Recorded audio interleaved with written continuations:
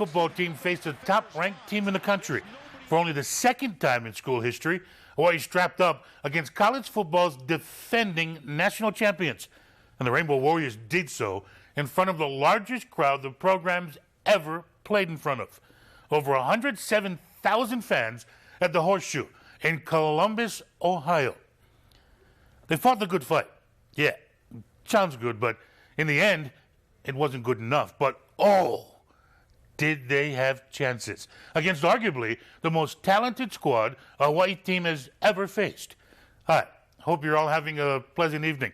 I'm Robert Kekaula, and this is Inside Access here in OC Sports. Rainbow Warriors of Hawaii versus the Buckeyes of Ohio State. On defense, not only did Hawaii show up, they showed out. Warrior defense is just go get them. Go get them. And that's the attitude we came in with, and we succeeded, I guess, kind of. Urban Meyer's known for great offenses, and I was nervous going into that game. I didn't know if we could hold them down. I thought we were pretty good, but the kids really played well in that game. They flew around. I mean, we made some mistakes, you always do, but I was just really proud of the performance they put on, and on a big stage against the number one team in the country. I was really impressed with how they played. Jones steps away from the first pressure, but it comes back and snows him under inside the 20-yard line. We can't give enough credit to the defense, our defense. They played their butts off tonight, and unfortunately we didn't have any points to help them out. But I think we got a lot of things to build on moving forward, and again, they did a heck of a job. Elliott upended in the backfield. Excellent tackle made in the backfield by Naquan Phillips, the senior from Miami. I thought we did a good job. We didn't give up many explosive plays. They started giving 15 the ball. I don't know if we gave up a long pass. The way we play very aggressive defense, we got to get home once in a while, and I thought we did a decent job of that. The system's kind of fun because you get to blitz, and it's a little bit out there. It's not your conservative, hey, let's line up and let's play it this way and play a set in base front. And I mean, let's move around, have fun, and let's go get them. And I don't know, I think I blitzed somewhere around 75% in that game. And that's the way these kids like to play. On offense, well, the struggle is real. Max Wittek to Dylan Collie, 29 yards on the first play of the game. Wittek off play action on first down on the slant. Big gain across the 40 and down to the 43-yard line goes Dylan Collie. Vaughn Bell on the stop, but what a start for Hawaii. After that, only 136 yards total offense the next 60 snaps. Drop passes, 2 interceptions, 2 fumbles, 1 for a touchdown. On second down, fumbled exchange. Ball loose on the turf at the 24-yard line. Still loose. Scooped up. Bouncing into the end zone. Touchdown. Vaughn Bell got it on the hop, but he took it for 6. We can't turn the ball over like that against a good football team. We made enough mistakes the last season. We dropped too many balls. You can't do that against a good football team. We knew we had to take every opportunity to make every play we could. We didn't. And obviously, we're playing a very, very good football team. I was disappointed at how we played and performed. What we got to do is be able to. Our preparation has been good, but now we have to take it to the performance. I don't think the stage was too big. We have to focus on ourselves and be able to take from practice to Saturdays.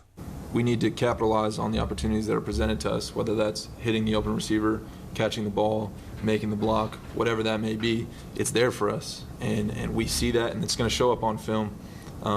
It's just coming together and playing as an 11-player offense instead of 9 or 10 and missing something here or there. Opportunities wasted? Sure. But it was only 14-0 at halftime, 17-zip after 3 quarters. Only 2 touchdowns allowed in the first 50 minutes, 53 seconds of the game. And then things got out of hand. Buckeyes scored 21 points in the fourth quarter. Game over. Let's talk about it.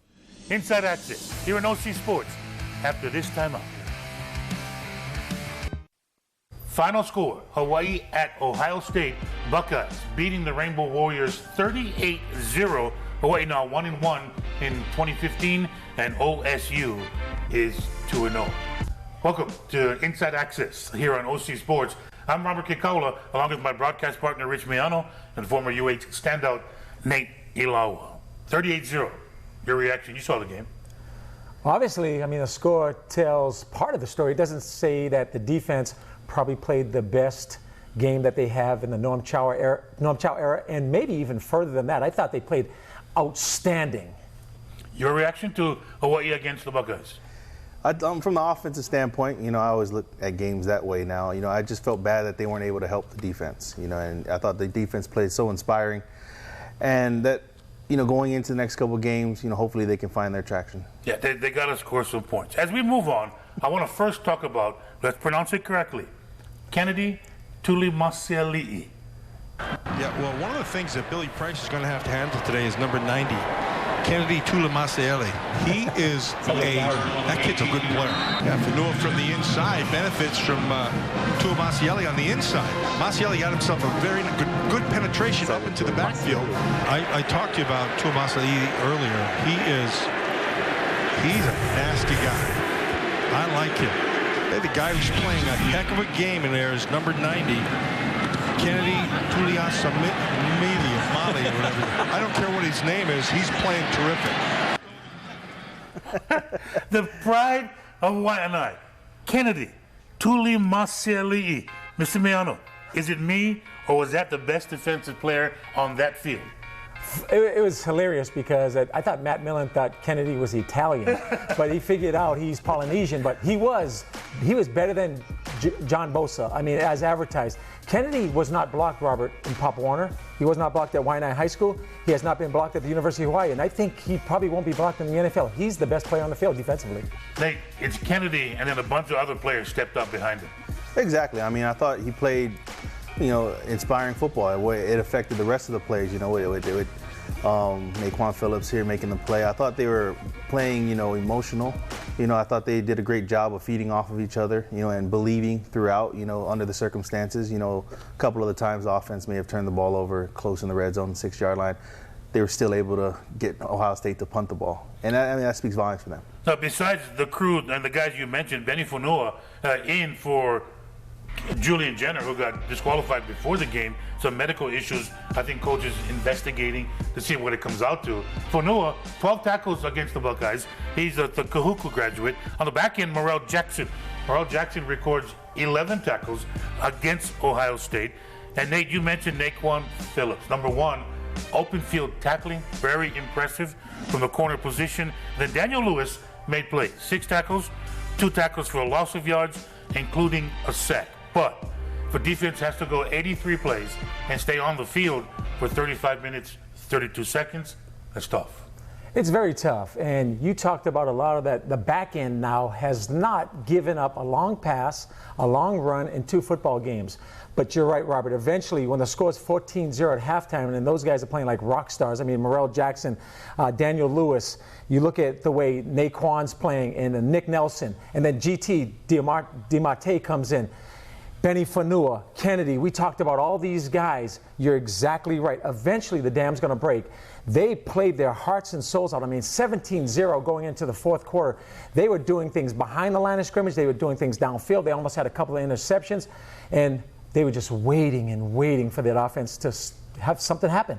Handful of those players you mentioned in the secondary, credit to the new defensive backs coach at UH in Abraham Elamimian. Despite the coaching he had while he was a college player, he's done a great job. Tom Mason's done a great job. You look at some of the other coaches that are new to the staff, but I think the first round draft pick's got to be Abraham Elamimian. I mean, for that, these are ESPN highlights weekly. Ezekiel Elliott, Braxton Miller, Cardell Jones, whatever else. There was no highlights. There was no Heisman talk about those candidates because the front end is putting pressure, the linebackers are playing solid, but the back end is making tackles, they're covering people. In my mind, those guys are rock stars. If they can even play partially up to this type of first 2 games, you're looking at, Robert, one of the best secondaries we've seen in Hawaii in many, many, many years. Nate, offense, 2 of 14 on 3rd down. It's not going to get it done. 29 yards on the very first play from scrimmage, and then 165 yards of total offense by the time the game is done. That's a struggle. It is, and I mean, I watched the game again last night and kind of going over, trying to see where things may have, gone awry with the offense. I mean, I think, when you're playing in an environment like that, timing is everything as an offense, whether you're home or away. And Ohio State is Ohio State. We mentioned Bosa on the D line, as well as the group of people they have at linebacker and at the secondary. They're going to make it tough. So the windows are going to be a lot smaller.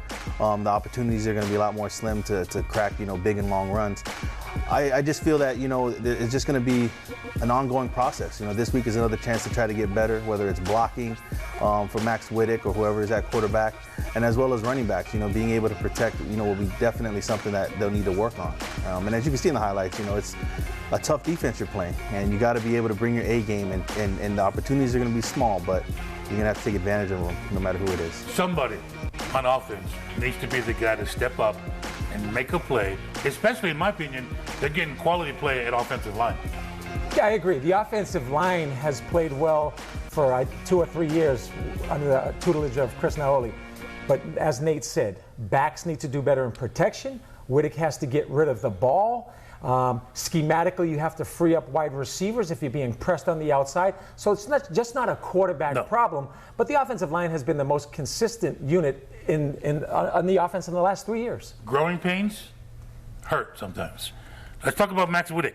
Look at his numbers. First quarterback at UH since 1998 not to throw for 100 yards. That's not all on him, trust me. 7 of 24, just 67 yards, 2 interceptions, also the fumble for a touchdown late in the game. At running back, the starter for Hawaii, Paul Harris, 14 carries, 47 yards, along with 11. He is from Columbus, Ohio. Felt great coming back. I got to see my family, who I haven't seen since December. But I really wasn't focused about that. I was focused on the game plan. Now, guys, Paul Harris has shown us a little something. Melvin Davis now gets in at running back. He's shown us a little something. They could develop to be a good 1-2 punch. No doubt about it. When you have a guy like Paul Harris, he hesitates, hits the hole, picks up yardage, kind of a smaller back, kind of a lightning type of guy. And when Davis gets in top shape and you can give him the ball 3-4 times in a series in short yardage and goal line situations, I think these two guys are going to really supplement the fact that you still have Diosemy and Stephen Lakalaka in that same stable. Because when Diosemy gets back, we're going to get some work now for Davis. Davis is a big load here. He's shown some shake too. Yeah, and it's one of those things where, he has a two-way go now. He can be able to run right through you. He can make a shifty move and wiggle and get some yards on the outside, on the perimeter. So I'm just interested in seeing, as his workload increases, him hitting the hole more, making linebackers pay, for being there trying to stop him. Drop a shoulder when you're 250 pounds and run somebody over. Oh, yeah. After this break, Inside Access returns. We'll talk about the offense of the Buckeyes. If you're planning the ultimate family escape, Subaru has the vehicle to set you free. Subaru has the best resale value of all 2015 brands and our IIHS top safety picks 6 years running.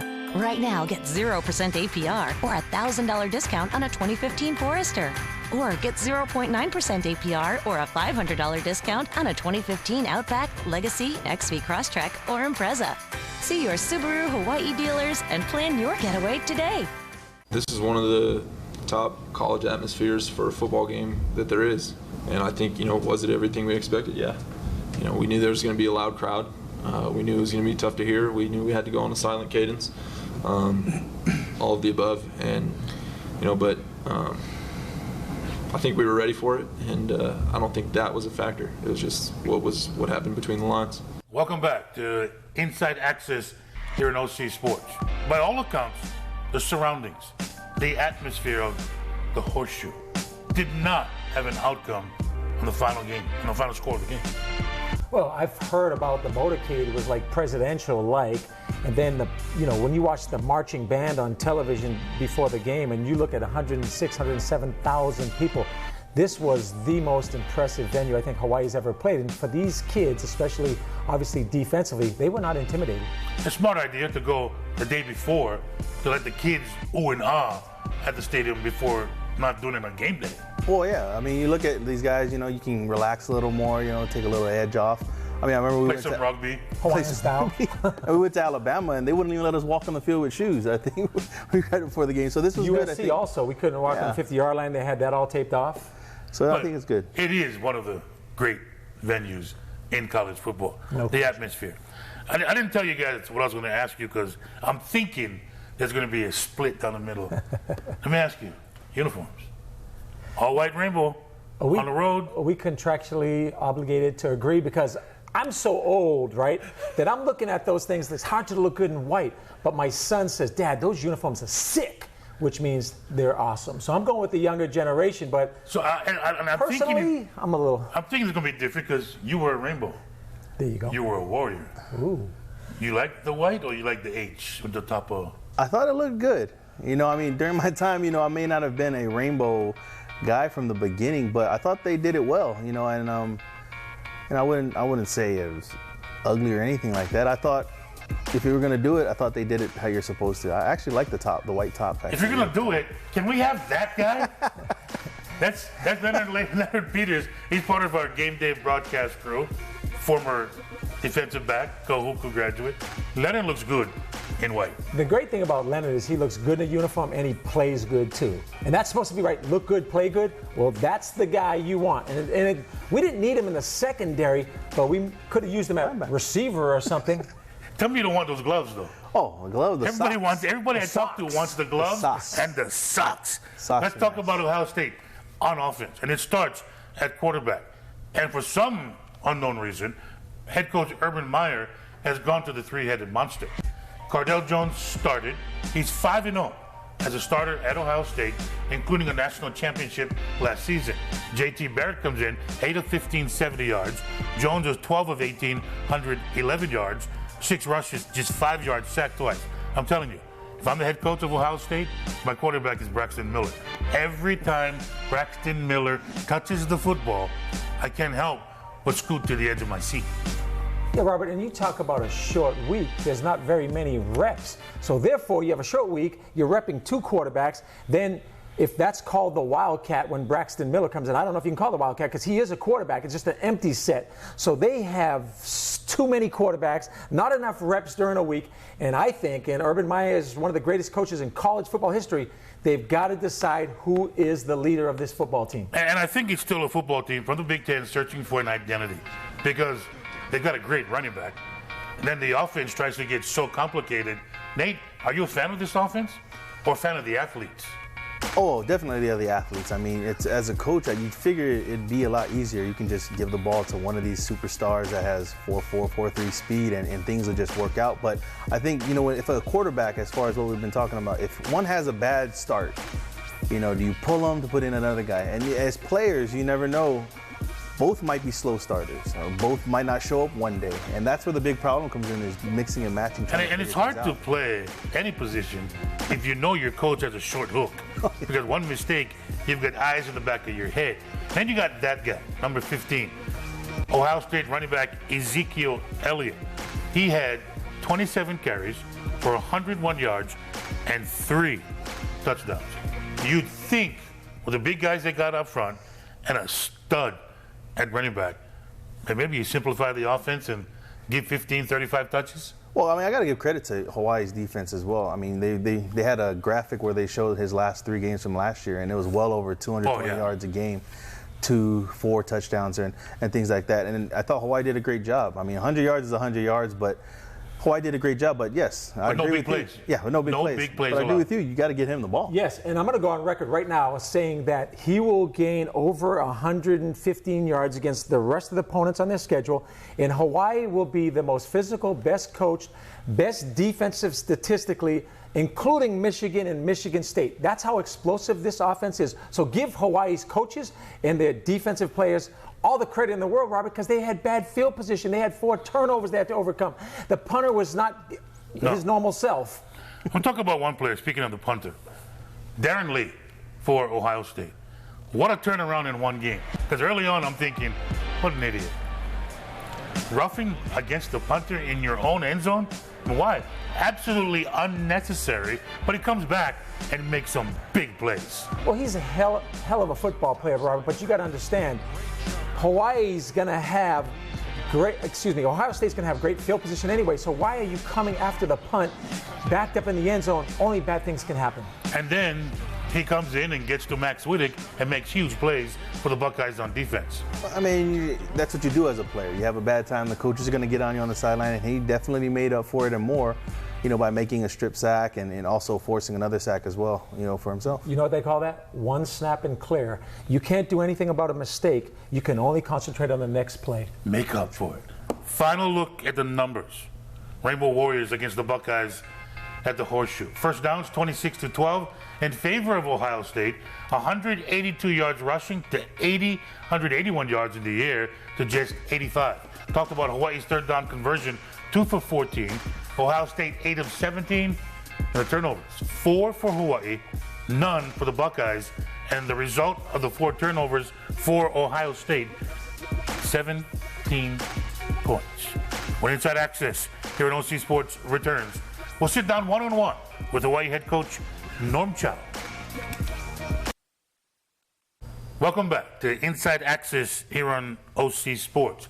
Upon returning home after Hawaii's 38 loss to the Buckeyes of Ohio State, we had a chance to sit down one-on-one with UH head coach Norm Chow. You've seen the game film. Despite 38-0, I'm sure there's a lot of positive you take out of that game film. There is, Robert. No one likes to lose.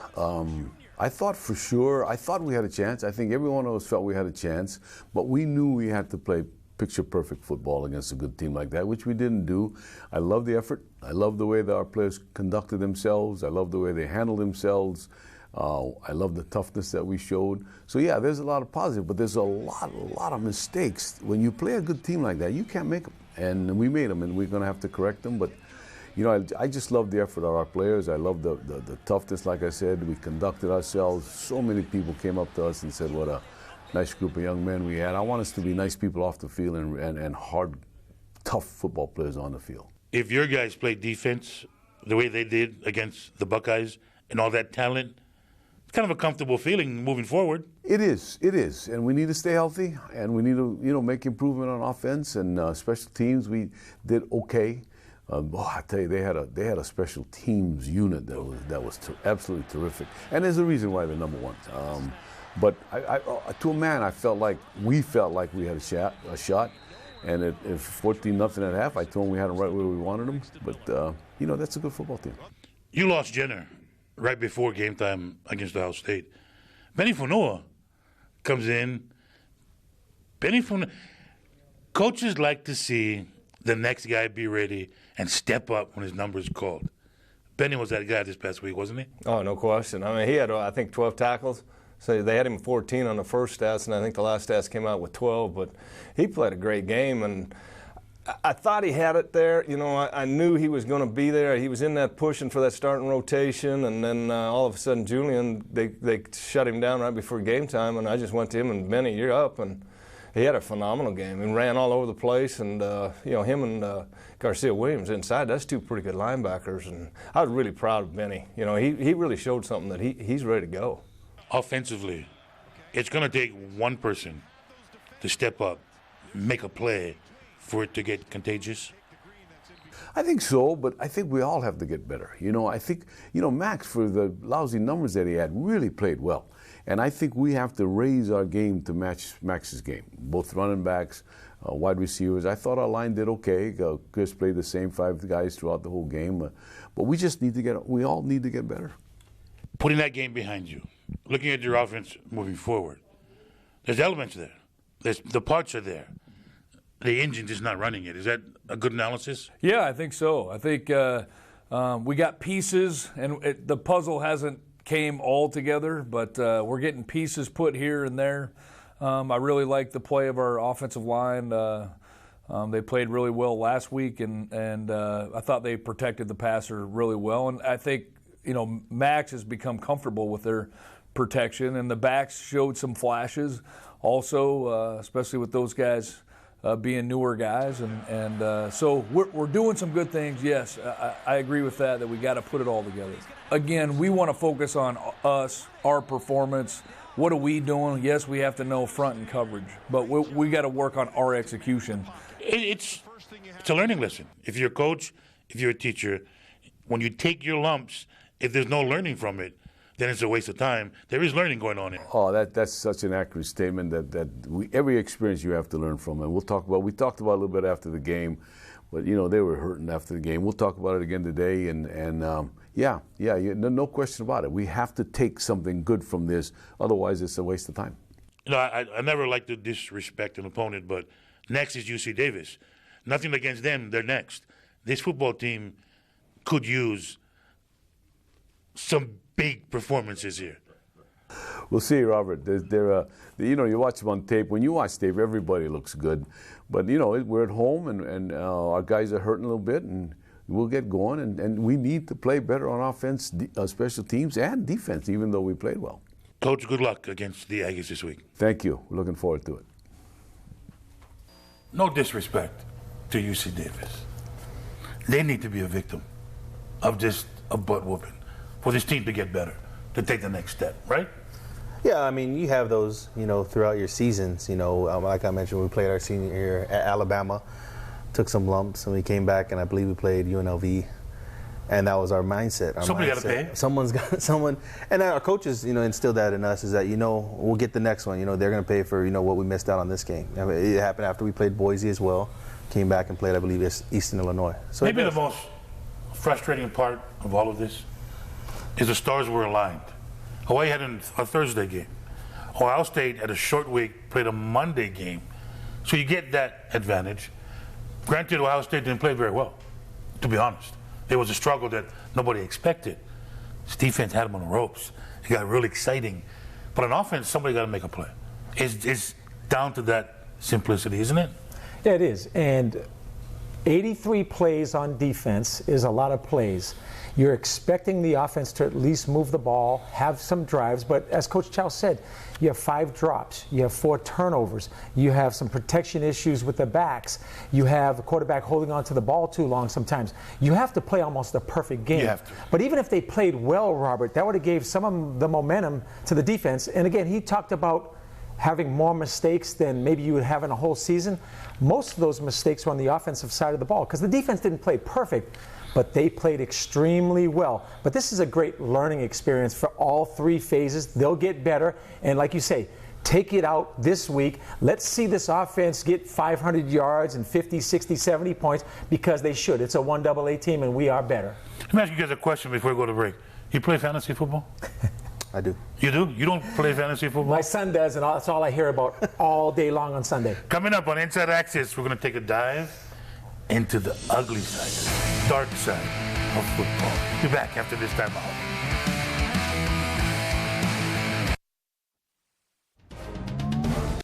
What makes a Subway footlong the biggest, bestest sandwich? You do. Because it's all about your choice of freshly baked bread, tender meats, melty cheeses, and everything in between. The handcrafted Subway footlong. It's got your name all over it. Welcome back to Inside Access here on OC Sports and the Gridiron Gang. It's football all the time. So this week, we're diving into the dark side. For that, we bring in from OC Sports, Derek Honma. Let's talk fantasy football because everybody, except Nate and Rich, are playing fantasy football. Who was good this week?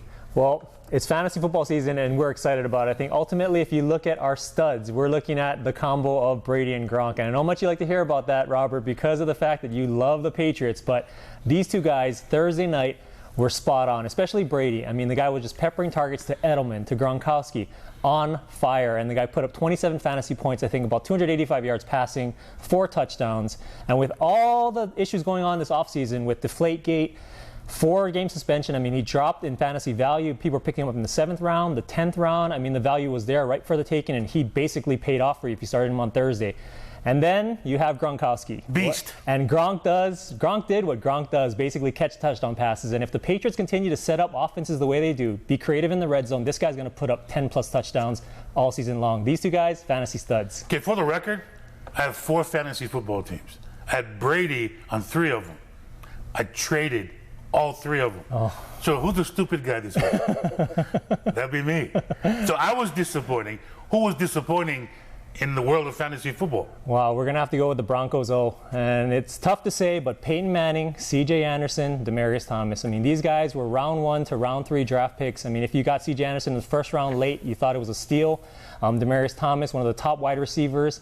And Peyton Manning fell a little bit last year because of the injury, but you thought healthy. He was going to jump back on the wagon, but yes, definitely, game 1, disappointments for all 3 of them. Manning, 175 yards passing, no touchdowns. C.J. Anderson, 29 yards rushing, no touchdowns. Demaryius Thomas, 60 yards receiving, no touchdowns. That's not going to work in fantasy, and you're going to be not too happy, and that's what it is. But I say, pump the brakes, give these guys time. They'll be great. You just got to give it time. And I think if Peyton does what Peyton can do, basically get on the board, run the offense, he's got to get used to this whole Gary Kubiak zone read type of offense. He'll be fine. And once he does that, C.J. Anderson will have value, and so will Demaryius. So we'll see how that goes. Peyton Manning, clearly first-round pick in every fantasy football team I was involved with. The big talk in Hawaii, of course, the NFL debut of Marcus Mariota. And that's our surprise of the week. I mean, everyone wanted it in Hawaii. They wanted to see Mariota perform. But I think what we saw on Sunday, mind-boggling. And this owes back to the seasons of Cam Newton and RG3. And these two guys set the standard for quarterback fantasy. Basically, if you drafted them late in those years, they reaped fantasy gold. You ended up in the playoffs and maybe even the championships. Mariota could be that quarterback. I would say watch him, though, because I think it's a little too early. He's going to go up against a Browns defense, so it could be the time maybe you slot him into that starting position, but I say take your time. If he's on your bench and you got a good quarterback 1, watch it through, see it through, and if he starts to perform week after week, slot him in and be fine starting him every week.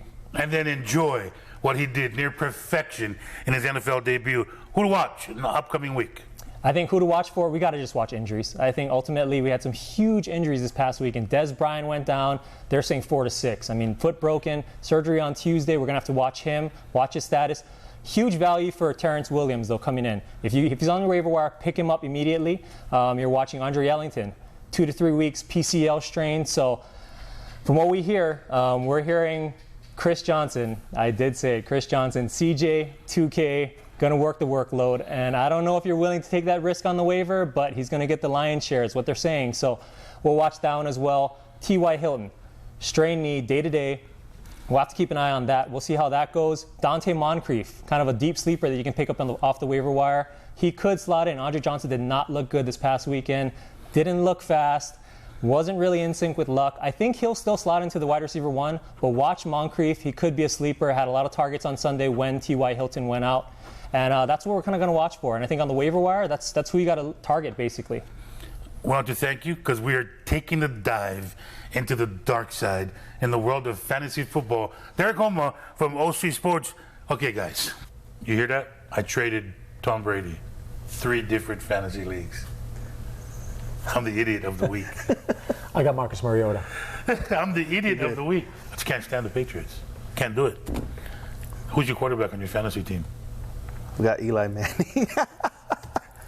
Don't hate. I would have traded him. Don't hate on Gronk either. No, Gronk is trade Brady. Keep Gronk. He is a beast. Okay, ready to go. Looking ahead, sponsored by Supercuts. Let's talk UC Davis. UC Davis lost their second game of the season. Season opener, they lost to Nevada. 31-17 was that final. This past weekend, the Aggies lost to South Dakota 27-17. Last time Hawaii met UCD was 2011. UH with the 56-14 big-time blowout. As they get ready to go, our Supercuts look at this. Hawaii should win big. Yes. You're thinking, Rich is thinking 70 points. Well, I'm thinking, don't be complacent, don't be overconfident, but take it out on this 1AA team. We are so physically superior. We're better coached. And, Robert, I think we should win big. I'd be disappointed if we didn't. And it's no disrespect at all to head coach Ron Gold and the UC Davis Aggies, but when you look at the schedule, this is the one you circle and say if Hawaii doesn't win this game, then there's bigger issues to talk about. Max Wittek just saw the fastest defense he'll see. This will be, and I'm not saying they're slow, but this is a whole different athlete. These guys aren't playing on Sunday. There was a lot of guys on Saturday that will be playing on Sunday. So the game will slow down for him, and the receivers will be able to separate. The running game will be better, and life will change this next And I think both fronts, offensive line, defensive line, will not face a better opponent than they did last week. Yeah, it's very true. And my thing is with this game coming up, how they win. You know, I want to see in all phases everybody kind of get better, not just the offense or the defense doing their job and offense get 21, 28. Everybody should step their game up, you know, this week. Like, I mean, we already talked about Ohio State. I'm not disrespecting and saying this is a step down, but in a way it is. And you have to be able to excel. Don't play to that level and just win. Just take it to where you want to be. Offense needs a swag, just like the defense has a swag. 13-12, I'm not going to cut it. No. This team needs a quality win to rebuild some of the confidence they had in that season opening win against Colorado. And we're on the air this week. Hawaii football on OC Sports, 6 o'clock, Aloha Stadium. For our broadcast partner, Rich Miano, for former UA standout Nate Ilawa, Stephen Tsai. Where's Stephen Tsai this week? Stephen Tsai is gone. MIA. He'll be back next week. I'm Missing in Robert action. Kaula. For our entire crew, thanks for watching Inside Access here in OC. Hey, how you doing, everybody? Alongside Rob DeMello and Bobby Curran, I'm Howard Deshefsky, sitting in for Kanoa Leahy this week. You know, I'm counting on you guys for a lot of help. You got to prop me up because, you know, Kanoa got some pretty big shoes to fill, right? But seriously, I do wear a 12. Bank of Hawaii is proud to sponsor this program. But seriously, it was a big weekend for University of Hawaii athletics. We start, of course, with football. All right, gentlemen, we all watched it here in Hawaii. Bobby, you had the opportunity to travel to the Buckeye State. You watched this game on person. Well, let's get right into it. Thoughts after this game that Hawaii lost 38-zip? Fabulous on defense, big time. Not more than one big play, explosive plays they call over 20 yards, just one of those. No Braxton Miller runaways, no Ezekiel Elliott trots to the house. I thought they were fabulous. They got a little bit of pressure, a couple of sacks even on Cardell Jones. I thought it was overall a very good job on defense. Different story on offense. Never really found a rhythm. 12 first downs, but that's a little misleading because they never really threatened. And the best offensive play might have been that first pass reception by Dylan Collie, and after that, it was tough sledding. Just like Bobby, defensively, they were pretty incredible. I mean, when you give into what they were going up against, defending national champions, and the amount of playmakers, the amount of future NFL football players that are on that field, and to hold Ohio State to under 5 yards per play. That's something that no one has done against Ohio State in about 3.5 years. And when you look at yards per play, that's a stat that is very important. It's almost like OPS in baseball, that it's not one that's talked about all that much, but really you learn about a lot about your team based on that number. No explosive plays, like you said, and the linebacking core, again, they did it against Colorado and they did it against Ohio State, proving what they are. Sure tacklers, open field tacklers, and I think that's the thing you take the most. Offensively, though, big concern as far as not really them creating first downs or Max Wittek hitting receivers. It's more along the likes of running backs picking up the blitzes. It's Max picking up the blitzes before the play, and Max being on the same page with the receivers. That's kind of what stands out. It's not the completions, incompletions. It's what they see before the play actually develops and how they can avoid problems. That was the big concern. Yeah, I kind of felt two of the four guys in the Ohio State secondary. I'm not saying they're not very good players, but they're human. Mm-hmm. And I thought that Marcus Kemp, maybe Quentin Pedroza, certainly Dylan Collie, especially matched up one-on-one, I thought could get open, and I was hoping Max Wittek would be able to deliver the football. That was their opportunity. I didn't expect Hawaii to run wild against Ohio State, but I thought they maybe on the quick outs and the slants, I thought they could probably get something going. Never really materialized. You mentioned the slant, the first play of the game. Norm Chow even admitted, wow, that came a little bit too easily. Were we too spoiled by that first play and then maybe overreacted to the rest of the plays, and that people were so disappointed seemingly with the play calling with the offense? I heard people saying, wow, it's almost as if Norm Chow, who opened it up at the end of last year, went backwards. But what else do you do against this defense? Well, as far as the play calling goes and all those runs in the second half, I mean, what were you to do? They were getting 3 and outs. The defense is back on the field again. I think they played the game and they called the game that they needed to keep the defense from getting hurt, because they were spending so much time on the field and doing such a good job that the offense needed to just waste some clock time. Whether you're winning that game or not, they need to protect their football players on the defensive side, and I think that's why you saw so many runs. And I think it's not anything you're going to be seeing moving forward, that's what this team is. It's what that team had to do to protect their football players. Yeah, and I felt, first of all, I don't think it's Norm Chow calling the plays. I mean, it's Don Bailey's show, And I think he is probably the most upset person today because he expects the big kind of numbers he put up at Idaho State. His offenses have been incredibly prolific. So this is, the way to look at it is you're never going to see a defense as good as this one. You'll never see the likes of Ohio State again this year. The other teams, Boise, Wisconsin, they're good, but they're not in this category. That's what he has to look forward to and build on. All right, guys. A lot of battles to be fought out there, but a lot of successes. Game ball, Bobby, who you give a game ball to? What's that stat in baseball? WAR, wins against